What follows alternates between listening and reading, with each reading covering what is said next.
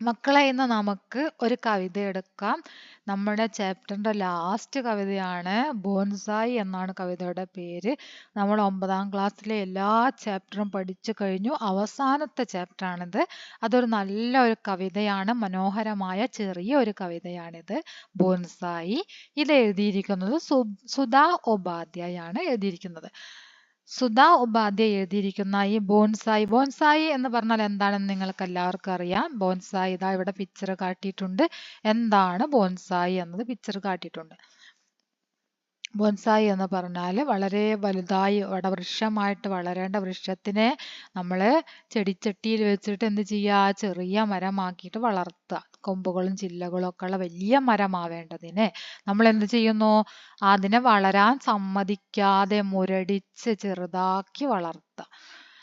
Okay, അതായത് നമ്മൾ അതിനെ അങ്ങനെ വീട്ടിൽ കൊണ്ടുവന്ന് വെക്കുന്ന സമയത്ത് അതിന് സൂര്യപ്രകാശവും അതുപോലെ തന്നെ വായുവും ഒന്നും ലഭിക്കാതെ, മണ്ണൊന്നും ആവശ്യമായിട്ട് വെള്ളവും മണ്ണൊന്നും ലഭിക്കാതെ അത് മുരടിച്ചു പോകും. അതിൻ്റെ ഇലകളൊക്കെ ചെറുതാവും. ഇലകൾക്കൊക്കെ ബലഹീനമായ ഇലകളൊക്കെയാണ് ഉണ്ടാവുക അല്ലേ. നല്ല കരുത്തുള്ള വലിയ ഇലകൾ ഉണ്ടാകുന്നതിന് പകരം ഇലകളൊക്കെ ചെറുതായിട്ട് വരും. നിങ്ങൾക്ക് അറിയാവുന്നതാണ് ചെടി എങ്ങനെയാണെന്നുള്ളത്.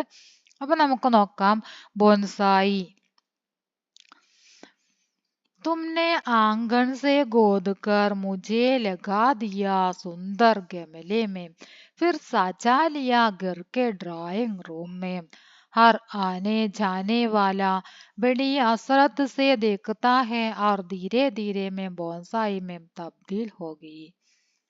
തുമ്നെ ആംഗൺ സേ ഗോദ്കർ, നിങ്ങൾ മുറ്റത്ത് നിന്നും കുഴിച്ചെടുത്തിട്ട്, മുറ്റത്തു നിന്ന് തന്നെ ഗോതിന കുഴിക്കുക, ഗോദ്കർ കുഴിച്ചെടുത്തിട്ട്, ആംഗൺ മുറ്റം, നിങ്ങൾ മുറ്റത്ത് നിന്ന് കുഴിച്ചെടുത്തിട്ട്, മുജെ എന്നെ മുറ്റത്ത് നിന്ന് കുഴിച്ചെടുത്തിട്ട്, ലഗാദിയ സുന്ദർ ഗമലേ മേം, നിങ്ങൾ എവിടെ വെച്ചു, സുന്ദരമായ ഒരു ഗമലെ, ഗമലെ എന്ന് പറഞ്ഞാൽ ചെടിച്ചട്ടി, ഗമല ചെടിച്ചട്ടി, നിങ്ങൾ എന്നെ ഒരു ചെടിച്ചട്ടിയിൽ വെച്ചു. നിങ്ങൾ എന്നെ മുറ്റത്ത് നിന്ന് കുഴിച്ചെടുത്തിട്ട് ഒരു ചെടിച്ചട്ടിയിൽ വെച്ചു.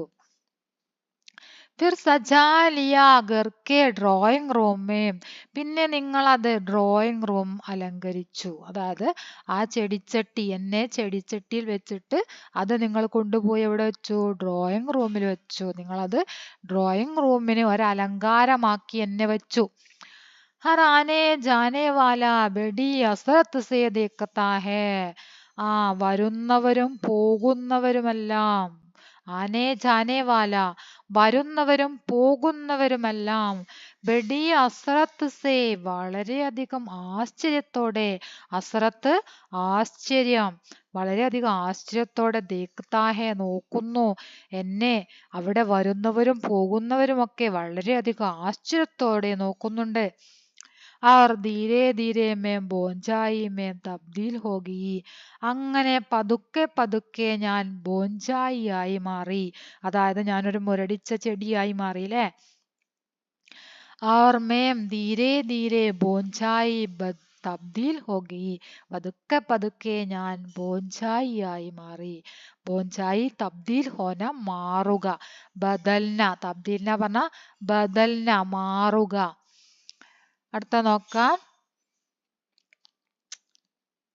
മൗസം നെ ഫിർ കർവട്ട് ലി, മൗസം കാലാവസ്ഥ, മൗസം കാലാവസ്ഥ, ഫിർ കർവട്ട് ലി വീണ്ടും, കർവട്ട് മാറുക, കർവട്ട് മാറുക, കാലാവസ്ഥ വീണ്ടും മാറി വരികയാണ് അല്ലെ. കാലാവസ്ഥ മാറി, കാലാവസ്ഥയുടെ മാറ്റം കൊണ്ട് മുജ്മേ ലഗേ ഫൂൽ ഫൽനെ തുമേ ഫിർ ഡരായ, മുജ്മേ ലഗേ ഫൽ ഫൂൽ, എന്നിലുണ്ടാകുന്ന പഴങ്ങളും പൂക്കളും, ഈ മരത്തിൽ എന്നിലുണ്ടാകുന്ന പഴങ്ങളും പൂക്കളും, തുമേ ഫിർ ഡരായ നിങ്ങളെ വീണ്ടും ഭയപ്പെടുത്തി, എന്നിലുണ്ടാകുന്ന പഴങ്ങളും പൂക്കളും നിങ്ങളെ ഭയപ്പെടുത്തി. അതായത് കാലാവസ്ഥ മാറുന്ന സമയത്ത് മരങ്ങളിൽ എന്തുണ്ടാവും, പൂക്കളും പഴങ്ങളൊക്കെ ഉണ്ടാവൂലേ.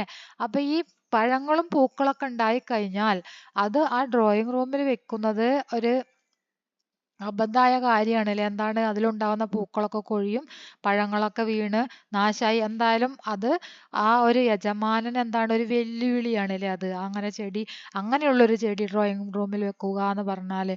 അപ്പൊ എന്താണ്, എന്നിലുണ്ടാകുന്ന പഴങ്ങളും പൂക്കളും നിങ്ങൾക്കൊരു വെല്ലുവിളിയായി, നിങ്ങളെ ഭയപ്പെടുത്തി എന്നാണ് പറഞ്ഞത്. अब की तुमने मुझे उगाड़ फेंका गूरे पर. अब की അപ്പോൾ, തുമ്നെ നിങ്ങൾ, മുജെ ഉഗാഡ് ഫേങ്ക എന്നെ പിഴുതെറിഞ്ഞു. ഉഗാഡ് ഫേങ്കനെ പറഞ്ഞ പിഴുതെറിയ, പറിച്ചെറിയ. അബ്കി അപ്പോൾ, തുമ്നെ നിങ്ങൾ, മുജെ എന്നെ, ഉഗാഡ് ഫേങ്ക പിഴുതെറിഞ്ഞു. ഗൂരേപ്പർ എങ്ങോട്ടേക്കാ പിഴുതെറിഞ്ഞത്? ഗൂരേപ്പർ. ഗൂരേപ്പർ പറഞ്ഞാല് കൂടെ കച്ചരേപ്പർ. കൂടെ കച്ചരേ പറഞ്ഞാൽ എന്താണ്? ആ ചപ്പ് ചവറ്, ചപ്പ് ചവറുകളിലേക്ക് എന്നെ നിങ്ങൾ വലിച്ചെറിഞ്ഞു. ഗൂരേപ്പർ, ഗൂരേ ചപ്പ് ചവറ്, ചപ്പു ചവറുകളിലേക്ക് നിങ്ങൾ എന്നെ വലിച്ചെറിഞ്ഞു. ഗൂരേ ഹിന്ദി അർത്ഥം കൂടെ കച്ചരേ. ആവോ ദേഖ് കർ ജാവോ, ആവോ ദേഖ് കർ ജാവോ, വരൂ, വന്നു നോക്കിയിട്ട് പോവൂ. നിങ്ങളൊന്ന് വരൂ, നിങ്ങൾ വന്നിട്ട് എന്ത് ചെയ്യൂ, നിങ്ങളൊന്ന് വന്നു നോക്കൂ, നോക്കിയിട്ട് പോവൂ. യഹാം മേരി ജഡേം ഓർ ഫൈൽ ഗയി ഹേ. യഹാം ഇവിടെ, മേരി ജഡേം എന്റെ വേരുകൾ, ആർ ഫൈൽ ഗയി ഹേ വ്യാപിച്ചിട്ടുണ്ട്. ഫൈൽന വ്യാപിക്കുക. നിങ്ങൾ എന്നെ എന്നിലുള്ള പൂക്കളും കായ്കളും കണ്ട് അത് നിങ്ങൾക്കൊരു ശല്യമാകുമെന്ന് കരുതി, അത് നിങ്ങൾക്കൊരു വെല്ലുവിളിയാണല്ലോ. അതുകൊണ്ട് തന്നെ നിങ്ങൾ എന്നെ എന്ത് ചെയ്തു? നിങ്ങൾ എന്നെ പിഴുത് എറിഞ്ഞു. എവിടേക്ക്? കൂടെ കച്ചരെ, അതായത് ചപ്പുചവറുകളിലേക്ക് നിങ്ങൾ എന്നെ വലിച്ചെറിഞ്ഞു. എങ്കിൽ ഇവിടെ വന്ന് നോക്കിയിട്ട് പോകൂ. ഈ ചപ്പുചവറുകളിലും എന്തായിട്ടുണ്ട്? എന്റെ വേരുകൾ വ്യാപിച്ചിട്ടുണ്ട്. അപ്പൊ ആ വേരുകളിൽ നിന്നും എന്താവും? ആ വേരുകളിൽ നിന്നും പുതിയ ചെടികൾ മുളച്ചു വരും അല്ലെ. അല്ലെങ്കിൽ ആ വേരുകൾ ശക്തമായാൽ തന്നെ ആ ചെടി തന്നെ ഉയർത്തെഴുന്നേറ്റ് വരും. അല്ലെങ്കിൽ വേരുകളിൽ നിന്ന് വേറെ ചെടി ഉണ്ടായി വരും അല്ലെ. അപ്പൊ എന്താണ് പറഞ്ഞിരിക്കുന്നത്? വളരാൻ അനുകൂലമായ സാഹചര്യം ലഭിക്കുകയാണെങ്കിൽ എന്തും എന്താണ് സമൃദ്ധിയോടെ വളരും അല്ലെ. വളരാൻ അനുകൂലമായ സാഹചര്യമാണ് വേണ്ടത്. ഈ ചെടിക്ക് വളരാൻ അനുകൂലമായിട്ട് എന്തൊക്കെ വേണം? വെളിച്ചം, അതുപോലെ തന്നെ പ്രകാശവും, വായു, വെള്ളം, അതൊക്കെ എന്തിനു വേണം? ചെടിക്ക് വളരാൻ വേണം. അപ്പൊ ചെടിക്ക് വളരാൻ ആവശ്യമായിട്ടുള്ളതൊക്കെ ലഭിച്ചപ്പോൾ ചെടിക്ക് എന്തായി? വളരാനുള്ള ഇത് ലഭിച്ചു എന്നാണ് പറഞ്ഞത്. അപ്പൊ എന്താണ്, നമ്മുടെ കവിത ഇവിടെ കഴിഞ്ഞു. വളരെ മനോഹരമായ ഒരു കവിതയായിരുന്നു. ബോൺസായി എന്നാണ് നമ്മുടെ കവിതയുടെ പേര്. സുധാ ഉപാധ്യായാണ് ഇത് എഴുതിയിരിക്കുന്നത്. ഈ കവിത ശരിക്കും നന്നായിട്ട് വായിച്ചു നോക്കുക. വളരെ സിമ്പിൾ ആയിട്ടുള്ള അർത്ഥങ്ങൾ മാത്രമാണ് ഇതിലുള്ളത്. നിങ്ങൾക്ക് വായിച്ചാൽ തന്നെ മനസ്സിലാവുന്നതാണ്. പക്ഷെ ഇതിൽ ഇന്നർ മീനിങ് ഉണ്ട്. അതായത് നമുക്കതിന് പിന്നെ താഴോട്ട് തന്നെ എന്താണ് ക്വസ്റ്റ്യൻസ് വരുന്നുണ്ട്. അതിലാണ് നമുക്കത് മനസ്സിലാവുക. ഓരോ ക്വസ്റ്റ്യൻസും ആംഗൻ സെ ഗോദ് കർ ഗമലെ മേ ലഗാ ദേനെ സെ പൗധെ മേ ക്യാ ക്യാ പരിവർത്തൻ ഹോ സക്തേ ഹേ.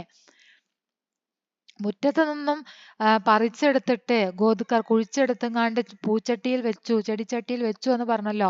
അപ്പോൾ ആ ചെടിക്ക് ഉണ്ടാവുന്ന മാറ്റങ്ങൾ എന്തൊക്കെയാണ്? അതുപോലെ തന്നെ ഡ്രോയിങ് റൂം മേ ബോൺസായിക്ക് അതിഥി ലോക ആശ്ചര്യ സെ ക്യോം ദേഖ്തേ ഹോഗെ.